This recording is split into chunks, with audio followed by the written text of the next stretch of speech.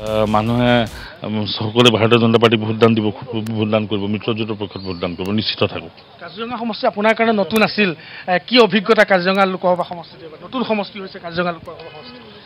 বহুত ভাল। অসমৰ মানুহটো বেলেগটো নহয়, কাজিৰঙাটো আৰু ধৰে বেলেগ হয় নেকি, কিন্তু বহুত ভাল মানে।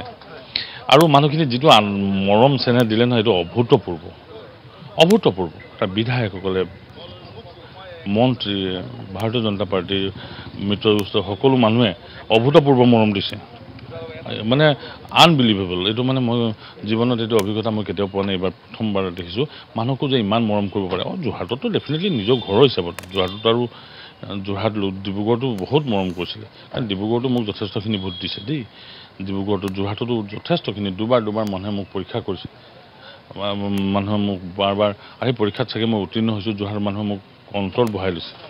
মই কাম কৰিব পাৰিলেও নোৱাৰিলেও বেলেগ কথা, সমালোচনা কৰিলেও মোক যোৰহাটৰ মানুহৰ, যোৰহাট লোকৰ ভাল পায়। কাজিৰঙাত প্ৰতিদ্বন্দ্বিতা কৰি কেনে লাগিলে? ভালেই লাগিলে। প্ৰতিদ্বন্দ্বিতা কৰা নাই ন, তাত মই তাত কাৰো লগত প্ৰতিদ্বন্দ্বিতা কৰা নাই। আমি নিজৰ কথা কৈ আছোঁ, নিজৰ ভালৰ কথা ক'বলৈ ইমান আছে, তাৰ প্ৰতিদ্বন্দ্বিতা কৰাৰ প্ৰশ্নই নুঠে। অহংকাৰ কৰিছে নেকি? নাই কৰা। কি অহংকাৰ? অহংকাৰনো কি?